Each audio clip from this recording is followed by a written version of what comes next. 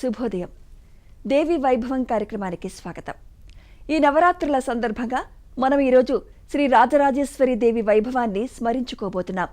ఇవాల్టి కార్యక్రమంలో మనతో పాటు ఉన్నారు శ్రీమతి నడింపల్లి యమున పాఠక్ గారు, ప్రముఖ ఆధ్యాత్మికవేత్త మరియు సైకాలజిస్ట్ మనతో పాటు ఉన్నారు. వారిని అడిగి మరిన్ని విషయాలు తెలుసుకుందాం. నమస్కారం. నమస్కారం. ఈ నవరాత్రుల యొక్క విశిష్టత తెలియజేస్తారా యమున గారు? తప్పకుండా. ముందుగా హిందూ బంధువులందరికీ దసరా శుభాకాంక్షలు, అలాగే మన ఏబిఎన్ ప్రేక్షకులందరికీ కూడా దసరా శుభాకాంక్షలు. హిందూ బంధువులకు అత్యంత ముఖ్యమైన పండుగలలో దసరా నవరాత్రులు ఒకటి.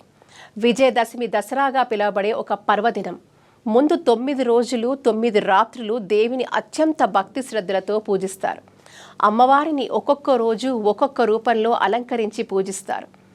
దక్షిణాయనంలో వచ్చే ఈ పండుగ వెనక ఎంతో ప్రాధాన్యత ఉందని చెప్పుకుంటూ వచ్చారు మన పెద్దవాళ్ళు.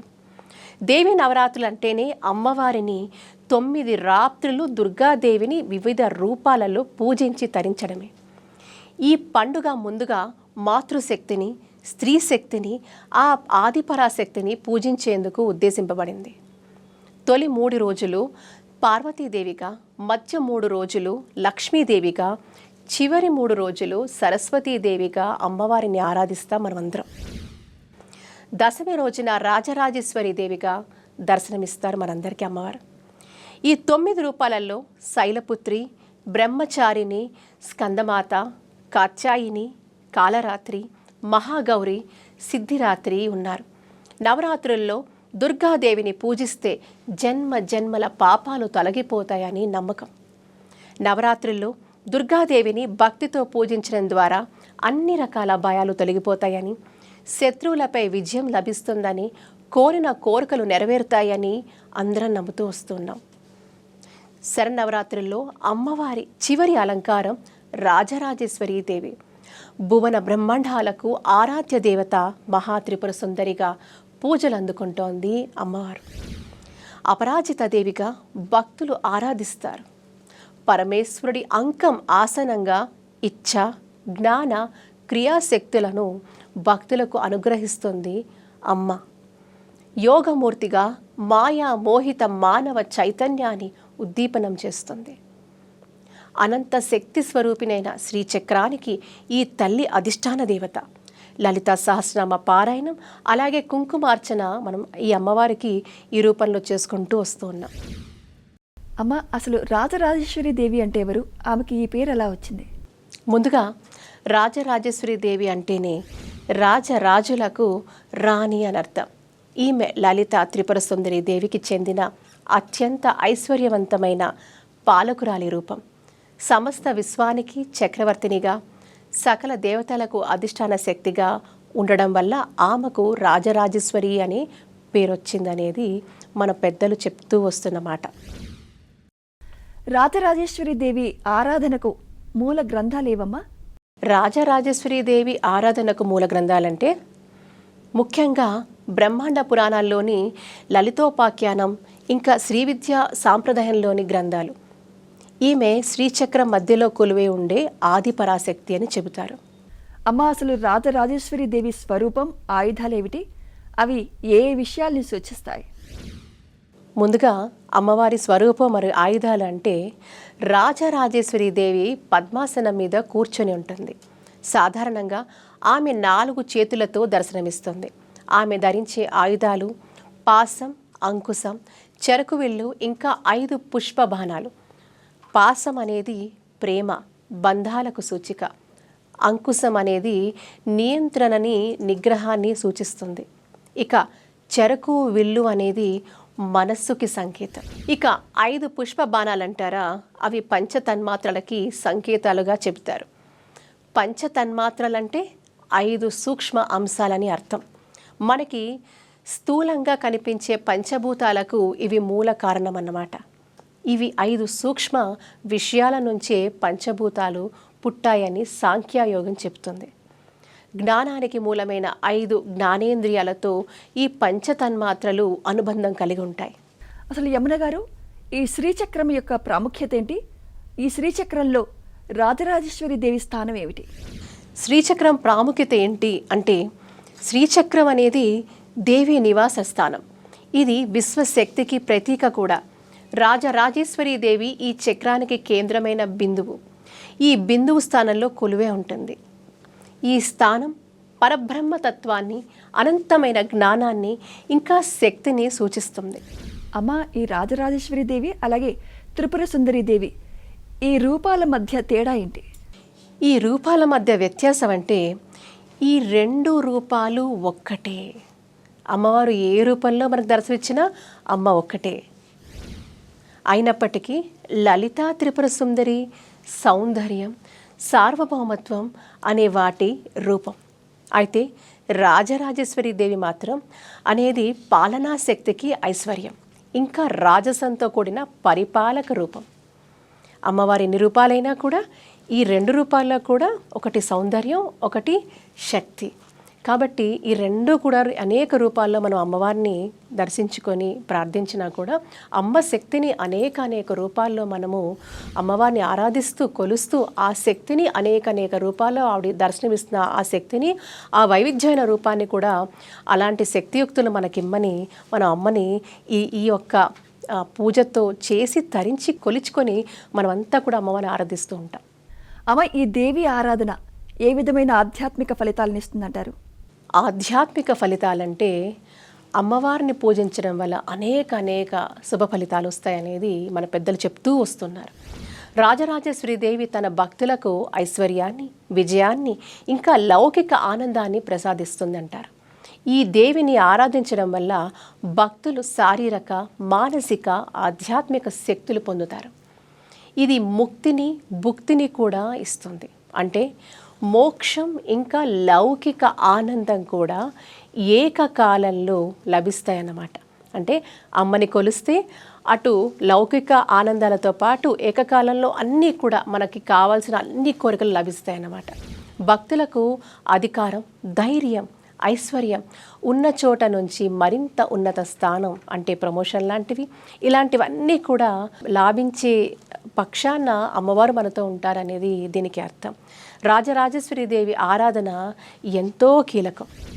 అలాంటి అమ్మవారిని మనం అందరం కొలిచి తరిస్తే అనేక శుభ ఫలితాలు మన జీవితంలో అడుగడుగున అనుక్షణం అమ్మవారు మన వెన్నంటుండి మన నడిపిస్తూ ఒక విజయ పతాకం వైపు నడిపించే ప్రయత్నంగా అమ్మవారిని కొలవడం వల్ల మన అందరికీ కూడా శుభ ఫలితాలు కలిగే ప్రాశస్త్యం ఎంతైనా ఉంది.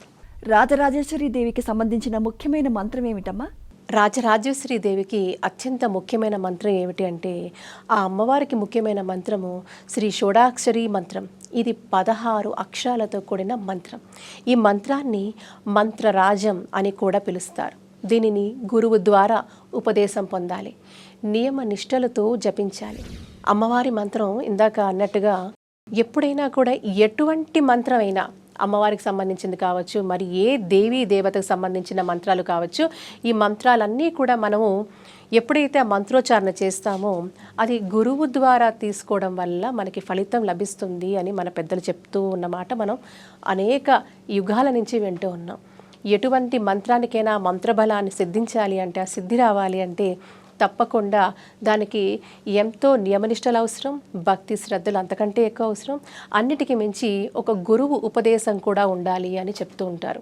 అలాంటి గురువు దగ్గర గనక మనం అమ్మవారి మంత్రాన్ని గనక ఉపదేశం పొందితే తప్పకుండా ఒక నిస్వార్థపూరితమైన తత్వంతో, అకుంఠిత దీక్షతో, భక్తి శ్రద్ధలతో అమ్మవారిని కొలుచుకుంటే, మనం అనుకున్న కోరికల్లో నిజాయితీ ఉంటే, లోక కళ్యాణానికి నాంది పలుకుతే తప్పకుండా ఆ కోరికలు వెంట వెంటనే తీరుతాయనేది కూడా మనకి అనేక సందర్భాలలో అనేక కథల రూపంలో కూడా మనం ఇంతకుముందు చరిత్ర పుటమిలకు ఒక్కసారి వెళ్ళి చూస్తే అనేక నిదర్శనాలు మనకి కథల రూపంలో మన ఇతిహాసాల్లో, చరిత్రలో పొందుపరుచున్నాయి. అమ్మవారి యొక్క శక్తి, అమ్మవారి యొక్క లీలలు ఆవిడ భక్తులను ఎంత తరింపజేసిందో, నమ్ముకున్న భక్తులకు కొంగు బంగారం ఎలా చేసిందో మనకి అనేక నిదర్శనాలు మనకి భాగవతంలో, దేవీ భాగవతంలో అలా అనేక కథల రూపంలో కూడా మనకి నిదర్శనాలు తెలుస్తూనే ఉన్నాయి.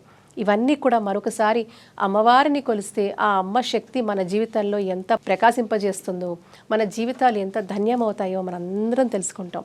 అలాంటి నవరాత్రులలో అమ్మవారిని భక్తి శ్రద్ధలతో 9 రోజుల పాటు నియమనిష్టలతో గనక మనం పూజిస్తే మన జీవితాలు నిజంగా తరింపబడతాయి.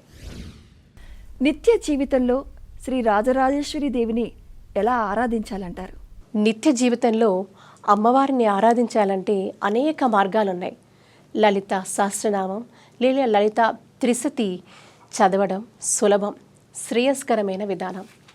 శుక్రవారం లేదా పౌర్ణమి రోజున అమ్మవారిని పసుపు, కుంకుమ, ఎరుపు వస్త్రాలతో పూజించి పాయసం నైవేద్యం పెట్టి ధ్యానం చేసుకోవడం వల్ల చాలా చాలా శుభ ఫలితాలు కలుగుతాయని మన పెద్దలు చెప్పుకుంటూ వస్తారు. అమ్మవారి కృప మనకి, మన కుటుంబానికి, సమాజానికి ఉంటుందని చెప్తారు. అమ్మ రాజరాజేశ్వరి దేవిని ఆరాధించేటప్పుడు ఏ ఏ నియమాలు పాటించాలంటారు? తప్పకుండా నియమాలంటే ఆ అమ్మవారి ఉపాసకులు పరిశుభ్రత, నియమనిష్టలు పాటించాలి. ముఖ్యంగా వినయం, అహింస పాటించాలి. అంతకంటే ముఖ్యం స్త్రీలను గౌరవించడం. ఎందుకంటే రాజరాజేశ్వరి స్త్రీశక్తికి పరాకాష్ట. అంతేకాదు గురువు చెప్పిన విధానం ప్రకారం మంత్ర జపం ద్వారా చేయాల్సి వస్తుంది. కాబట్టి ఉపాసకులు మీరు అందుకే చూస్తూ ఉంటాం, చాలామంది ఉపాసకులు కూడా అమ్మవారి దీక్ష తీసుకున్న వాళ్ళు, అమ్మవారు ఉపాసన చేసేవాళ్ళు భక్తి శ్రద్ధలతో, నియమనిష్టలతో, అకుంఠిత దీక్షతో అమ్మవారిని కొలిచి తరిస్తూ ఉంటారు. అలాంటి ప్రతిఫలం కూడా వారు ఆచరించినప్పుడు వారు చేసే విధి విధానాల బట్టి వారికి కలిగే ఫలితాలు కూడా మనం చూస్తూ ఉంటాం. అమ్మని పూజించడం అంటే దయగల అమ్మ, కరుణగల అమ్మ. భక్తి శ్రద్ధలతో అమ్మ అని పిలిస్తే నేను ఉన్నాను అని మన వెన్నంటుంటూ ఉండి అమ్మ ప్రేమని పంచే ఆ అద్భుతమైన మాతృశక్తి, ఆ శక్తి స్వరూపిణి, ఆ తల్లిని నిజంగా కూడా భక్తి శ్రద్ధలతో, నియమనిష్టలతో పూజిస్తే మనకి ఏది కావాలన్నా ఆ అమ్మ వెన్నంటుండి మన కోరికలన్నీ తీర్చి ఒక చక్కటి జీవితాన్ని ఇచ్చే అవకాశం తప్పకుండా ఎంతైనా ఉంటుంది. అమ్మ, ఈ నవరాత్రుల్లో రాజరాజేశ్వరి దేవి పూజకు ఎందుకంత ప్రాముఖ్యత ఉంటుంది? నవరాత్రుల్లో ముఖ్యంగా మహానవమి లేదా విజయదశమి రోజున ఈ దేవిని రాజరాజేశ్వరి దేవి రూపంలో పూజిస్తారు. ఈ రోజున అమ్మవారు విజయాన్ని అందిస్తుంది. కాబట్టి ఆరాధించడం వల్ల భక్తులు తమ జీవితంలో అనేక సుఖ సంతోషాలను పొందుతారు, అన్ని రంగాలలో విజయాన్ని పొందుతారని నమ్ముతారు. శ్రీ రాజరాజేశ్వరి దేవి ఆరాధన భక్తుడిని శక్తి, ఐశ్వర్యం ఇంకా జ్ఞానంతో నింపుతుంది. సకల విజయాలను కలిగిస్తుంది. సకల లోకాలకు రాణి అయిన ఈ తల్లి మనలో దివ్య శక్తిని మేల్కొలిపి మనలో ఉన్న చైతన్యాన్ని, మనలో ఉన్న జీవన యాత్రలో విజయాన్ని, శ్రేయస్సుని ప్రసాదిస్తుంది ఆ రాజరాజేశ్వరి దేవి. అసలు ఈ నవరాత్రుల విశిష్టత తెలియజేస్తారా మాకు?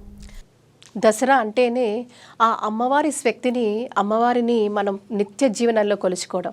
అమ్మవారిని అనేక రూపాలలో, అనేక కథల రూపాలలో కూడా అమ్మవారి శక్తిని మనం, ప్రాశస్త్యాన్ని కూడా పొగుడుతూ అమ్మ చేసిన అనేక ఘన విజయాలను కూడా మనం చెప్పుకుంటూ వస్తూ ఉంటాం. మరీ ముఖ్యంగా భారతదేశంలో స్త్రీకున్న ఔన్నత్యం, స్త్రీకున్న గొప్పతనం, స్త్రీకున్న ప్రాధాన్యత అనేది మరీ ముఖ్యంగా మన దసరా నవరాత్రులు వస్తే మనకి ప్రత్యక్షంగా కనపడుతుంది. కేవలం ఇక్కడొక్కటే కాదు, భారతదేశం అంతా కూడా అమ్మవారు క్షేత్రాలు కానివ్వండి, అమ్మవారు రూపాలు కానివ్వండి, భారతదేశం అంతా చూస్తే దాదాపు 996 స్థానాలలో అమ్మవారి పేరిట అనేక నగరాలు, అనేక ప్రాంతాలు కూడా వెలిసి ఉన్నాయి. దీన్ని బట్టి మనకు అర్థమైంది ఏంటంటే అమ్మ శక్తిని మనం భారతీయులందరం కూడా ఎంత గొప్పగా కొలుచుకుంటామని మనందరికీ తెలుసు. అమ్మవారి పేరిట భారతదేశం అంతా కూడా అనేక శక్తిపీఠాలు ఉన్నాయి. భారతీయులందరికీ కూడా అమ్మతనం అన్నా, అమ్మ శక్తి అన్నా కూడా అంతే నమ్మకం, అంతే గౌరవం. భక్తి శ్రద్ధలతో కూడా ఈరోజు మరీ ముఖ్యంగా దసరా నవరాత్రుల్లో అమ్మవారిని వైవిధ్యంగా అనేక రూపాలతో కొలిచి తరించే ప్రతి ఒక్కరికి కూడా ఒకటే. ఈరోజు కేవలం అమ్మని కొలిచి ఈ 9 రోజులకేనా అంటే కాదు, ప్రతి స్త్రీలో కూడా అమ్మని చూడాలి, ఆ శక్తి స్వరూపిణిని చూడాలనే దానికే నిదర్శనం ఈ దసరా నవరాత్రులు. అనేక రూపాల్లో అమ్మవారిని కొలుస్తూ అనేక ప్రాంతాలలో వారి ఆచార వ్యవహారాలు బట్టి అమ్మవారిని చిన్నపిల్లల రూపంలో కూడా అమ్మని ఆరాధిస్తూ అమ్మే ఆ రూపంలో వచ్చిందని కొలుస్తూ ఉంటారు. ఆడవాళ్ళందరూ కూడా భక్తి శ్రద్ధలతో అనేక విధాల పూజలతో అమ్మవారిని ఆరాధిస్తూ ఉంటారు. మన తెలంగాణ రాష్ట్రంలో కూడా అమ్మవారిని అనేక రూపాల్లో కొలుస్తూ ఉంటాం. మరీ ముఖ్యంగా బతుకమ్మ సంబరాలు చేసుకుంటూ ఉంటాం. ఇలా ఒక్కటేమిటి రెండేమిటి, భారతదేశం అంతా అనేక రాష్ట్రాల్లో కూడా అమ్మవారిని అనేక రకాలుగా పూజించి తరిస్తూ ఉంటాం. మరీ ముఖ్యంగా ఈ శక్తి స్వరూపిణిని కొలవడంలో అంతరార్థం కూడా ఉంది. మన అందరి ఇళ్లల్లో ఉన్న శక్తి స్వరూపిణులు, స్త్రీ శక్తులు, మాతృశక్తులు మరి ఈ అమ్మవారి రూపంగానే కొలవాలి అనేది మన పూర్వీకులు మనకి చెప్పిన సిద్ధాంతం. కేవలం అమ్మవారిని కొలుస్తున్నామంటే ఆ దేవిని ప్రతి ఇంట్లో ఉన్న మహిళను కూడా అంతే గౌరవించాలి. అలా గౌరవించిన నాడే అమ్మ కూడా వారికి సరైన శుభ ఫలితాలు, వరాలు ఇస్తుందనేది చెప్తూ ఉంటారు. ఇందాక మనం కూడా అనేక విషయాల్లో ప్రస్తావించుకుంటున్నాం. అమ్మవారి వైవిధ్యమైన రూపాల గురించి కానివ్వండి, అమ్మవారిని ఎలా పూజించాలి, ఎలా ఉపాసించాలి, అమ్మవారికి ఏది ఇష్టం, అమ్మవారి మూలమంత్రం ఏమిటి, ఇవన్నిటికీ కూడా అర్థం పరమార్థం ఎప్పుడు సాకారం అవుతుంది అంటే ఎప్పుడైతే స్త్రీని గౌరవిస్తారో, ఎప్పుడైతే మన ఇంట్లో ఉన్న స్త్రీనే కాకుండా మన సమాజంలో ఉన్న ఆ మాతృశక్తులను, ఆ స్త్రీ శక్తులను మనమందరం ఎప్పుడైతే గౌరవించుకుంటామో తప్పకుండా అమ్మవారు వారి పట్ల ప్రసన్నురాలై వారికి కావలసిన అన్ని శుభ ఫలితాలు ఇస్తుందనేదే ప్రతీక. అమ్మని పూజించడం అంటే కేవలం నవరాత్రుల్లోనే అమ్మవారిని పూజించడం అనే కాదు, ఆ అమ్మవారు ప్రతి స్త్రీలో నిక్షిప్తమై ఉంది. ఆ స్త్రీ శక్తిలో ప్రతి ఒక్క మహిళలో ఆ అమ్మవారు నిక్షిప్తమై ఉంది. ఎప్పుడైతే మనం సాటి మహిళను గౌరవిస్తామో, ఆ మహిళను మనం భక్తి శ్రద్ధలతో కొలుస్తామో, వారికి తగిన సముచిత స్థానం ఇస్తాము, వారిని గౌరవప్రదంగా చూసుకుంటాము, వారందరికీ కూడా అమ్మవారి కృపా కటాక్షం ఉంటుంది అని కూడా మనం తప్పకుండా తెలుసుకోవాల్సిన విషయం. కాబట్టి అమ్మవారి ఆరాధన అంటే అమ్మవారిలో ఉన్న స్త్రీ శక్తి, ఆ చైతన్యాన్ని మనం ఆరాధిస్తున్నట్టు. అదే శక్తి ఈ సమాజంలో ఉన్న మహిళలందరి పట్ల కూడా అదే గౌరవ భావంతో ఉండాలనేది కూడా మరీ ముఖ్యంగా మనకి జరుగుతున్న ఈ నవరాత్రుల్లో మనం పరోక్షంగా కాదు నేరుగా తెలుసుకుని ఈ యొక్క సత్యాన్ని ప్రతి ఒక్కరూ గ్రహించాలి. అనేకంగా ఈ రోజుల్లో మనం అనేకంగా ఆడవాళ్ళ పట్ల జరుగుతున్న అనేక అకృత్యాలు చూస్తూ ఉన్నాం. మరి వారి పట్ల ప్రవర్తించే ప్రవర్తన తీరు చూస్తున్న వారిని అనేక సందర్భాల్లో స్త్రీలను బాధపెట్టడం కూడా చూస్తూ ఉన్నాం. మనకి మరీ ముఖ్యంగా మన ఇతిహాసాలు చూసినా, మన వేదాలు చూసినా ఎక్కడైతే స్త్రీ బాధపడుతుందో, ఎక్కడైతే స్త్రీ రోధిస్తుందో, ఎక్కడైతే స్త్రీ అశాంతిగా ఉంటుందో అక్కడ అమ్మవారి కృపా కటాక్షాలు ఉండవు అని చెప్తూ ఉంటారు. సుఖశాంతులు అక్కడ ఉండవు అని చెప్తూ ఉంటారు. అంటే స్త్రీని గౌరవించడం అంటే సాక్షాత్తు అమ్మవారిని కొలవడమే అనేది మన పెద్దలు చెప్తూ వస్తున్నారు. కాబట్టి ఏ దేశంలో, ఏ సమాజంలో స్త్రీ గౌరవింపబడుతుందో, స్త్రీ పూజింపబడుతుందో అక్కడ సాక్షాత్తు అమ్మవారు అన్నీ కూడా వారికి ఎటువంటి సుఖ సంతోషాలు, సంపదలు, సకల సంపదలు, ఆయురారోగ్యాలు కూడా అమ్మవారు ఇస్తుంది అని మన పెద్దలు చెప్తూ ఉన్నారు. కాబట్టి మరీ ముఖ్యంగా ఈ నవరాత్రుల్లో అమ్మవారిని కొలుద్దాం, అలాగే ఆ అమ్మవారికి ప్రతీకలైన ప్రతి స్త్రీమూర్తిని మనం కొలుద్దాం, గౌరవిద్దాం, వారిని హాయిగా, వారికి ఎటువంటి కష్టం రాకుండా చూసుకోవడం ఈ సమాజంలో ఉన్న మనందరి బాధ్యతగా గుర్తిద్దాం. అలా గుర్తించిన సమాజం దేదీప్యమానంగా వెలిగిపోతుంది, అభివృద్ధి వైపు పయనిస్తుంది. వారికి కావలసినవన్నీ కూడా ఏ లోటు లేకుండా అమ్మవారు వారికి ప్రసాదిస్తుంది. కాబట్టి ఈ నవరాత్రిలో కూడా ఇప్పటి నుంచి ప్రతి ఒక్కరూ మన ఇళ్లలో ఉన్న మగపిల్లలకి, మగవాళ్ళకి ఇవన్నీ కూడా మనం చిన్నప్పటి నుంచి చెప్పడం వల్ల తప్పకుండా సమాజంలో స్త్రీ యొక్క ప్రాధాన్యత, స్త్రీ యొక్క గౌరవం కూడా పెరిగే అవకాశం ఎంతైనా ఉంటుంది. సో నవరాత్రుల్లో మనమందరం కూడా ఇటువంటి నినాదంతో ముందుకెళ్తే తప్పకుండా ఆ మాతృశక్తి వైభవంగా పెరిగి అమ్మవారి కృపాకటాక్షానికి మనం అందరం కూడా తగిన పాత్రలు అవుతాం. ధన్యవాదాలు యమునా పాఠక్ గారు. మీరు మా స్టూడియోకి వచ్చి శ్రీ రాజరాజేశ్వరి దేవి గురించి చాలా చక్కటి విషయాలు మాతో పంచుకున్నందుకు ధన్యవాదాలు. మీకు కూడా అండి, ధన్యవాదాలు. ఇది ఇవాల్టి దేవి వైభవం కార్యక్రమం. చూస్తూనే ఉండండి ABN.